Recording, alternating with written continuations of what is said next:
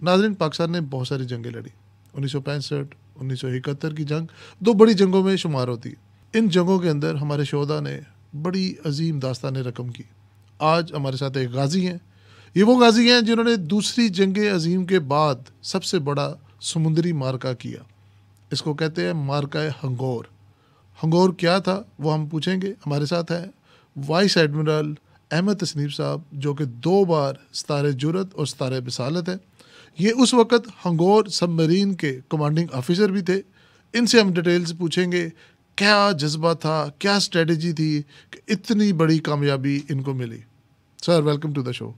Thank you for inviting me. Thank you. You are our hero, you were our hero. और हमारे जो future generation है उनको मैं बताना चाहता हूँ कि आज मेरे सामने वो शख्स बैठा है जिसने दूसरी जंग अजीम के बाद सबसे बड़ा समुंदर के अंदर मार्का लड़ा। क्या ये बात बिल्कुल दुरुस्त है sir? Well, thank you very much. मैंने पहले भी कहा, जो मेरी सबमरीन ने किया है वो हमने कौम के लिए किया, अपने मुल्क के लिए किया, अपने सर्विस के लिए किया है। तो ये सबसे। दूसरा ये है कि इसका सेहरा मैं अकेले नहीं ले लेता हूँ। मेरी छाती बहुत बड़ी है। मेरा क्रू, मेरे ऑफिसर्स, मेरे जेसीओज, मेरे सेलर्स, ये टीम थी। किसी भी सबमरीन में टीम वर्क के अलावा कुछ नहीं हो सकता। और मैं सबके नाम तो नहीं ले सकता हूँ, लेकिन ये टीम वर्क नहीं। अगर टॉर्पीडो भी आपको फायर करना हो तो कोई 10-12 स्विच होते हैं जो कि ऑन करेंगे तो फिर होगा। आखिर में अगर आपकी एयर बोतल चार्ज नहीं हुई तो टॉर्पीडो बाहर नहीं जाएगा। तो it is a real team work, unity और आपस में इत्तेफाक। SOPs फॉलो करो, ड्रिल को फॉलो करो और कामयाबी अल्लाह ताला देता है, आपकी मेहनत का फल। जी सर, ये वाक़या थोड़ा सा नरेट करेंगे आम आवाम के लिए, आजकल की यूथ के लिए। क्या फीलिंग थी, क्या टारगेट था और किस तरह से आपने वो मिशन अचीव किया? हाँ, पहले तो ये है कि हांगोर ये पहली फ्रेंच डेफनी सबमरीन थी जो कि हमने ख़रीदी, और मैं उसका पहला कमांडिंग ऑफिसर था 1 दिसंबर 1969। फिर इसके साथ 2 और भी थी, शुशुक और मांगरू। तो मैं हांगोर और शुशुक जो है, हांगोर को अब पता नहीं किस जबान में, लेकिन शार्क किसको हम समझते हैं, शार्क। तो फिर लड़ने में भी ज़रा मुराल अप होता है। शार्क जो है ना, वो पीस एंड लविंग तो नहीं है, तो इट्स शार्क इसका मतलब। तो हम वापस आ गए। फिर हालात ख़राब हो गए और गाजी जो सबमरीन थी वो उसका रेंज ज़्यादा थी। मैंने पहले कमांड की हुई थी। अच्छा। बदकिस्मती से हादसे में गाजी डूब गई और तकरीबन 92 जो थे वो, उनमें से 80% ने मेरे साथ सर्विस किया हुआ था, क्योंकि इससे पहले मैं गाजी को टर्की छोड़ के आया था। तो हम तो होता है फिर। हाँ, बिल्कुल, मैं यानी कि उनको वो तो छोड़, सारे आपके जानने वाले थे। वो उनके साथ 80% ओरिजिनल के थे जब हमने कमीशन किया था अमेरिका में। एनीवे, हांगोर आ गई। फिर एक जंग आ रही थी तो मैंने वॉलंटियर किया। अगस्त 71 में हमने एक वॉर पेट्रोल किया। राइट। ये वॉर पेट्रोल होता है इंटेलिजेंस के लिए। ओके। मैं नाजरीन को बताना चाहता हूँ कि ये जो सबमरीन है ये दुश्मन के पानी में ऑपरेट करती है, क्योंकि दुश्मन के जहाज तो वहाँ होते हैं। बिल्कुल। तो पीस टाइम में इसको इंटेलिजेंस लेने के लिए, और मैं खुद गाजी में 2-3 दफ़ा, हांगोर में 2-3 पेट्रोल किए, बॉम्बे के बाहर, गुजरात के बाहर, इधर बाहर, जहाँ जहाँ हमने जाना होता है वहाँ पूरे हम करते हैं। हम फुल्ली आर्म्ड होते हैं, इंटरनेशनल वाटर्स में रहते हैं। राइट। अगर कोई अटैक करे तो सेल्फ डिफेंस में हमें इजाज़त होती है, हम आगे से टॉर्पीडो फायर कर सकते हैं। राइट। तो 71 अगस्त जो था उसमें मैंने तकरीबन 30 डेज का पेट्रोल किया ऑफ बॉम्बे। जो एरिया था सारी उसकी इंटेलिजेंस ली। इनके जहाज काम कर रहे थे वहाँ बाहर, एक्सरसाइज कर रहे थे, उनकी इंटेलिजेंस ली। उनके अंदर घुस गए, उनको पता लगा, उनके ट्रैक्टर क्या दिस दैट, वो भी करते हैं। तो नॉर्मली पीस टाइम में अगर आप इंटरनेशनल वाटर्स में हैं, वैसे डेप्थ चार्ज फेंक सकते हैं, नहीं पिया था। तो फिर काफ़ी मेरी इंटेलिजेंस इंफॉर्मेशन जो मैंने अपने भी रखी, और वो दिसंबर में फिर बड़ी कामयाब रही वो। सो जो कहा जाता है कि जी पहले पसीना बहाओ ताकि खून ना बहाया जाए, तो आपने पहले ही जो है पसीना बहाया हुआ था, आपने पहले ही जो है उनकी रेकी की हुई थी, अपना होमवर्क किया हुआ था, और जब वो वॉर टाइम आया तो आपने फिर हमला कर हाँ दिया। मैंने रेकी की थी क्योंकि उस वक्त ज़रा इंटेलिजेंस की प्रॉब्लम थी, लोग जा रहे थे, ये सर वो जा रहे थे, तो मैंने वो काफ़ी इंफॉर्मेशन अपने पे रखी ताकि मैं उसको इस्तेमाल कर सकूँ। लीक आउट का बड़ा चक्कर हो जाता है।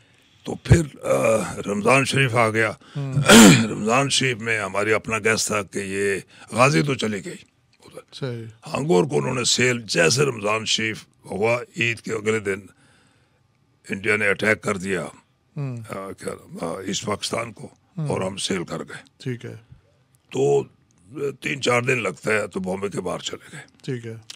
वहाँ पहुँचे तो हमारा एक डिफेक्ट हो गया।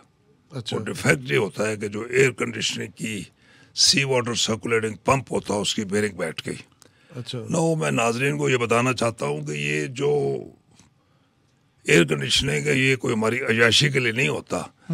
जो सबमरीन है एक थर्मस की तरह है, इसकी अंदर की गर्मी अंदर ही रहती है। अगर आप एयर कंडीशन ना हो तो आपका टेम्परेचर 80 डिग्री 90 डिग्री फ़ारेनहाइट की बात करो और ह्यूमिडिटी 95% हो जाती है। सही, सही। शॉर्ट सर्किट हो जाता है, इक्विपमेंट नहीं काम करता। ये हमारे इक्विपमेंट के लिए। अच्छा, नॉर्मली इसका जो इनलेट है वो पानी के नीचे है, ठीक है। 2-3 मीटर, तो आपको ड्राई डॉक में जाना चाहता है। ओके।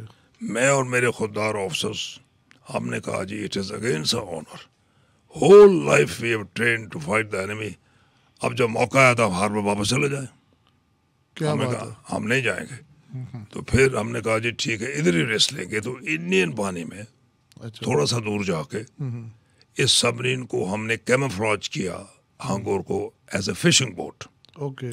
और इसको हम कहते हैं लिस्ट टिल्ट किया 25 डिग्री, तो वो जो सक्शन होल था वो बाहर आ गया ओके। पानी। तो फिर मेरे बंदों ने इसको लग के तकरीबन 12 से 14 घंटे में इसको वो बेरिंग चेंज कर दी। ओके। इस दौरान में भी काम ख़त्म ही हुआ था, तो शाम के वक्त एक इंडियन शिप हमारे नज़दीक आया। अच्छा, क्योंकि मैं कैबिन में था तो मुझे ऑफिसर द वॉच ने कहा कि कैप्टन ब्रिज, सबमरीन में अगर कोई इमरजेंसी हो तो वो कैप्टन रिक्वेस्ट सर आपको, तो वो टाइम नहीं होता, ये जस्ट से कैप्टन ब्रिज। जब कैप्टन ब्रिज सुना तो मैं भागा, माशाल्लाह मैं फिट था, तो 5 सेकंड 3 सेकंड में मैं ब्रिज पे पहुंच गया। राइट। तो बिल्कुल इंडियन वॉरशिप कोई तकरीबन 1500 गज पे और फ्लैश कर रहा है। ओके। हाँ फ्लैश कर रहा है, बड़ा बड़ा वो लैंप से मेरे से पूछ रहा है इंटरनेशनल कोड में आप कौन है और किधर है। अच्छा, तो हमने कोई जवाब नहीं दिया। अब ये बड़ा एक दिलचस्प वाक़या है कि मेरी सिक्स सेंस कहती है कि ड्राइव कर जाओ, अपने आप को भाग जाओ। लेकिन आपके अंदर जो थोड़ी सी बहादुरी है और वो आपका जो अनप्रडिक्टेबिलिटी है वो कहता नहीं, अगर तुम ड्राइव कर गए तो 100% श्योर तुम सबमरीन हो तो डेप्थ चार्ज फेंकेगा। अगर आपने ड्राइव नहीं की तो हो सकता है 50% वो बेवकूफ़ बन जाए। हाँ, तो we took a chance okay. Because luck favours the brave who take risk. True, true. तो बहादुरी, ये जो किस्मत है ना, ये बहादुर और बहादुरी का साथ देती है। बिल्कुल जी, fortune favours the well fortune. तो हमने ड्राइव नहीं किया। He came up to 800 to 1000 yard. ये 800 यार्ड भी जो है ना समुद्र में बहुत नजदीक होता है। तो नजदीक कोई है। मार्किंग शार्किंग उसको कुछ और नहीं? नहीं, वो तो उसने मेरे ऊपर फ्लैश किया एक बड़े एक वो सिग्नल लैंटर्न से। तो मैंने जब कोई जवाब नहीं दिया तो ही गॉट फूल्ड। उसने कहा नहीं ये फिशिंग बोट ही है। हमने बिल्कुल चुप करके, मैं now, I held my nerve, my dear he is coming and he would have hit me on the surface, I would have no chance. I kept my nerve. Allah ताला का फजल है, लाख लाख करोड़ शुक्र। I kept my nerve. We kept on going around जैसे हम थे।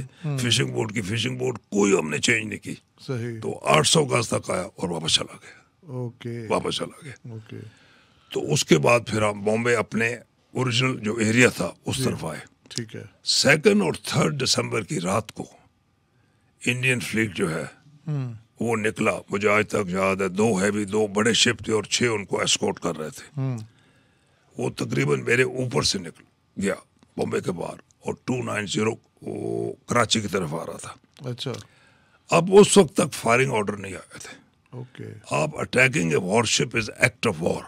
ठीक है। तो मेरा मतलब मैं जितना भी बहादुर हूँ, मैं ऑर्डर्स के खिलाफ एक जंग तो नहीं शुरू कर सकता। एक कोड वर्ड हमें आता है तो वो आना चाहिए था, वो नहीं आया कोड वर्ड। तो मैंने रेडियो साइलेंस ब्रेक किया और इनको कहा कि इंडियन फ्लीट आपके कराची की तरफ आ रहा है। तो जब मैंने ये किया तो उन्होंने मेरी पोजीशन पकड़ ली।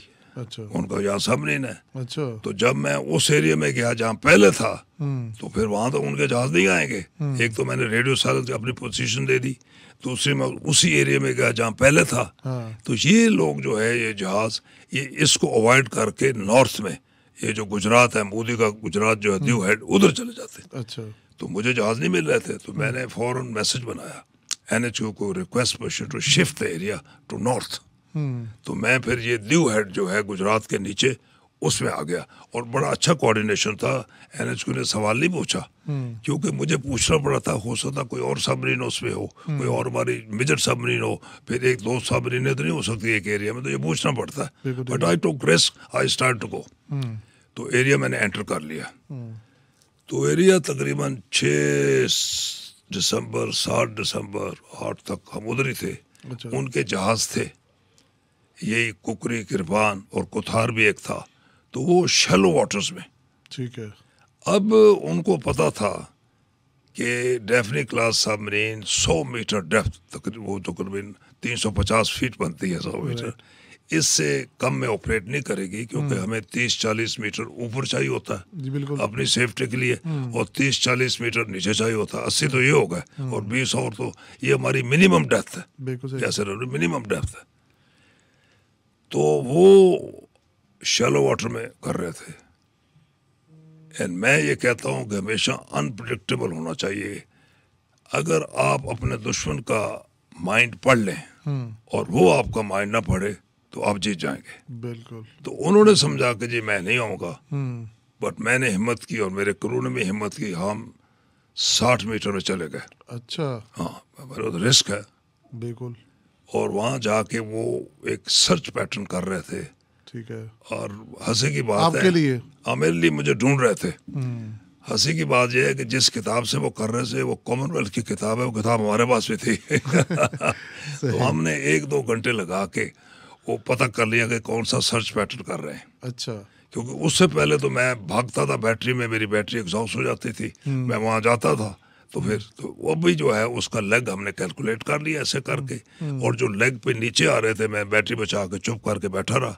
जब आए दो जहाज, तो जो नॉर्थ पे था शिमाल की तरफ, मैंने उसका नाम था किरपान, कृपा। पहला टॉर्पीडो मैंने उस पर फायर किया। ओके टॉर्पीडो होम हुआ, ये होमिंग टॉर्पीडो होता है, ठीक है। उसके नीचे से गया भी सही, लेकिन एक्सप्लोड नहीं हुआ। उसकी वजह हो सकती है टेक्निकल फॉल्ट हो सकता है, टॉर्पीडो ज़्यादा डीप जा सकता है, उसे डेटोनेटर एक्चुएट नहीं होता। टॉर्पीडो जो है साउंड एनवलप से बाहर जा सकता है, एनीवे हुआ नहीं। अच्छा अब आजम साहब, जिंदगी में आपने सीखा है कि अगर फेलियर तभी फेलियर होता है व्हेन यू गिव अप। बिल्कुल सही। तो ये तो फेलियर था बिल्कुल। मैंने कहा यार नहीं एक्सप्लोड हुआ हमारे ऊपर, हर चीज वही चली टेक्स्ट बुक के हिसाब से, एक्सप्लोड नहीं हुआ। तो हमारे ऊपर तो बिल्कुल वो एक खत्म हो गया सब।